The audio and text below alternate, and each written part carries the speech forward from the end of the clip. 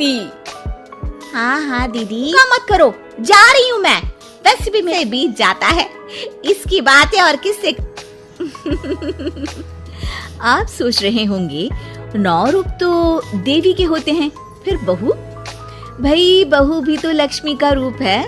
तो जब बहू के पैर पड़ने से घर में समृद्धि आती है तो और क्या क्या होता है, जरा देखिए। रामलाल और श्यामलाल 2 भाई थे। दोनों बड़े ही प्यार से साथ ही एक ही घर में रहते, लेकिन दोनों की बीवियों का रवैया एक दूसरे के लिए बिल्कुल ठीक नहीं था। एक दिन रामलाल की बीवी कहती है, अरे रमा, ये क्या कर दिया? सारा कचरा पूरे घर में फैला दिया।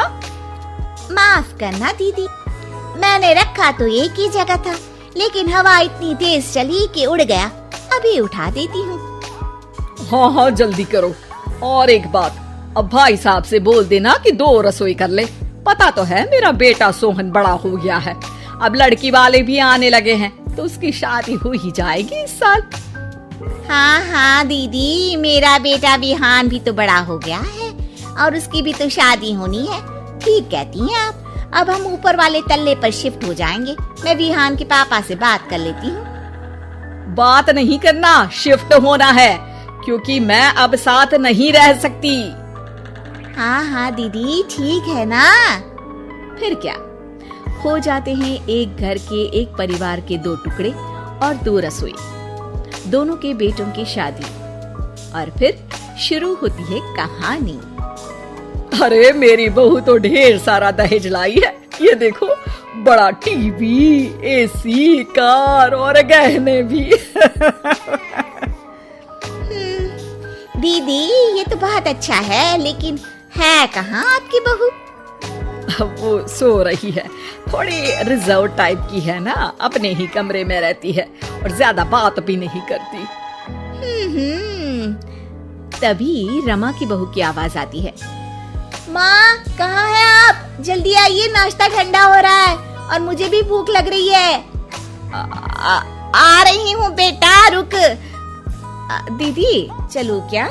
ये लड़की मेरे साथ ही बैठकर खाती है, वैसे भी भूख लगाई है। ये बोलकर वो चली जाती है। तभी श्यामा की बहू बाहर आती है और बाहर की ओर जाने लगती है। अरे बहू, कहीं जा रही हो क्या? क्या है माँ जी, बिना बात के ठोका मत करो। जा रही हूँ मैं।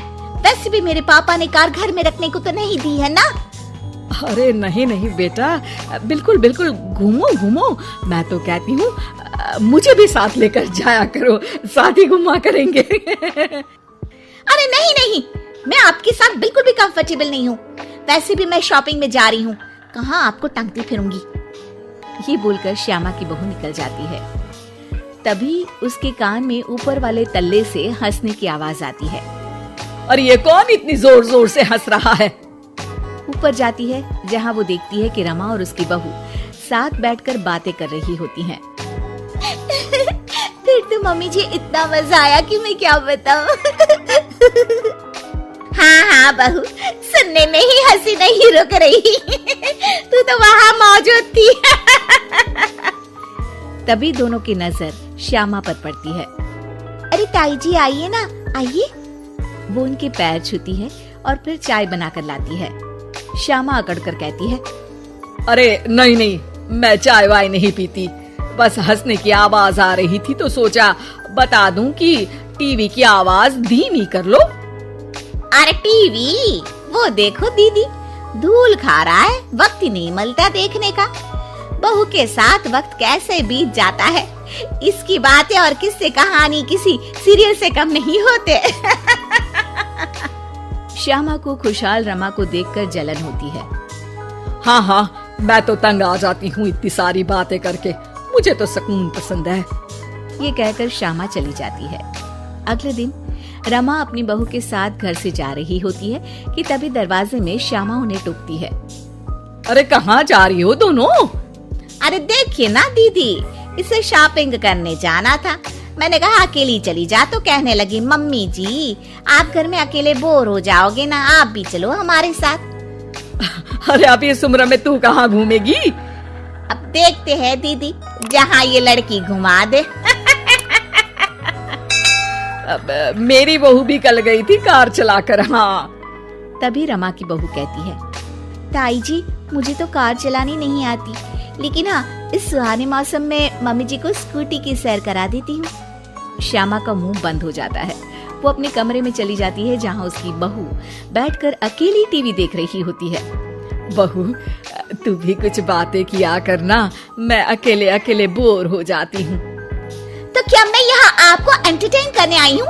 देखिए मम्मी जी, मैं तो सिर्फ ये कहना चाहती हूँ कि ये टीवी मेरे पापा ने दी थी, तो ये टीवी कल तक मेरे कमरे में लग जानी चाहिए, समझिए आप। ये बोलकर वो वहाँ से चली जाती है।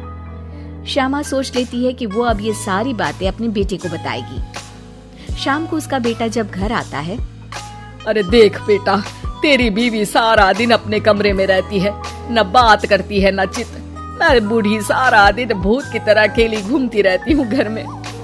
अरे माँ मैं क्या बोलूं, मैंने कई बार उसे बोला कि सबके साथ उठा बैठा करो, हंसा बोला करो और मिलकर रहो, लेकिन वो कहती है कि उसका मन ही नहीं करता। अरे क्यों मन नहीं करता है? ऐसा क्या हो गया? माँ तुझे याद है, उसके पिता ने कार देने से मना कर दिया था। कहा था कि उनके पास पैसे नहीं है, साथ ही तेरे सामने हाथ भी जोड़ा था, लेकिन कैसे तूने उसके पिता के साथ बुरा व्यवहार किया था। उन्हें कहा था कि पैसे नहीं है तो किसी भिखारी से शादी कर दो अपनी बेटी की। हाँ बेटा, तभी तो आज दरवाजे पर इतनी लंबी कार खड़ी है। बस माँ, तो अब तू उस कार से ही बात कर और उससे मन लगा, क्योंकि पिता के आंखों का आंसू आपकी बहू के दिल तक उतर चुका है और आपकी इज्जत उसकी नजर में। अब श्यामा को समझ आता है कि कुछ निर्जीव चीजों से घर भरने से अच्छा है कि सजीव चीजों से जिंदगी भरी जाए।